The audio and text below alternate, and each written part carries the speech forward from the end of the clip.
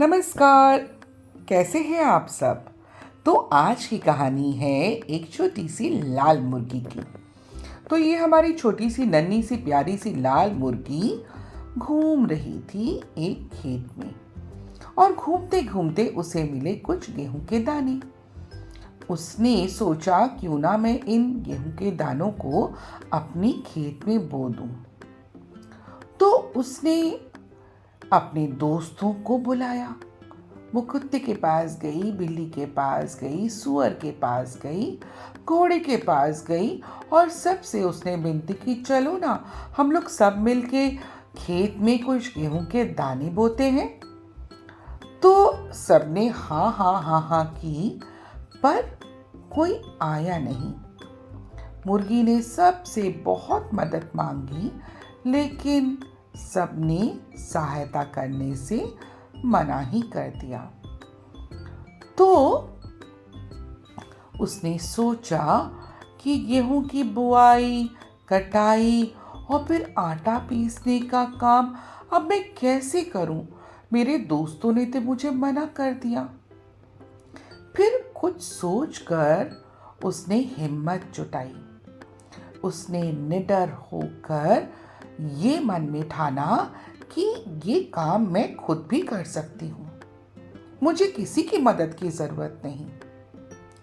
तो उस लाल मुर्गी ने क्या किया, खुद ही बीज बोए, पौधों की अच्छे से देखभाल की, उनमें पानी डाला।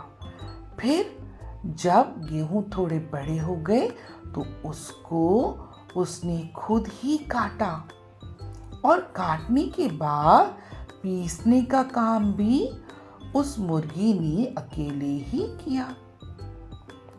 अब बारी आई रोटियां बनाने की। तो रोटियां भी उसने बनाई।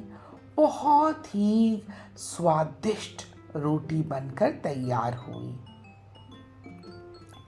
अब जब रोटी बनकर तैयार हुई, उस रोटी की खुशबू को सूंघकर वहां कुत्ता, बिल्ली, सूअर, घोड़ा और सारे जानवर आ गए।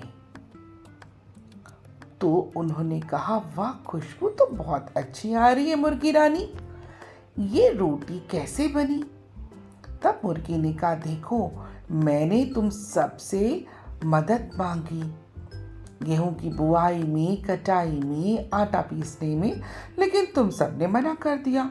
तो मैंने ये सारा काम खुद ही कर लिया, और रोटियां जब बनकर तैयार हो गई तब तुम सारे आ गए हो कि हमें रोटी खानी है, हमें रोटी खानी है। तो अब रोटी खाने का काम भी मैं अकेली ही करूंगी, क्योंकि सारा काम तो मैंने अकेले ही किया। तो लाल मुर्गी ने उस रोटी को बांटने से मना कर दिया, क्योंकि जब उसको जरूरत थी तब तो कोई नहीं आया था मदद करने के लिए। तो अब लाल, हमारी जो मुर्गी थी, छोटी सी प्यारी सी मुर्गी, उसने अपने बच्चों के साथ मिलकर रोटी खाने का मजा लिया।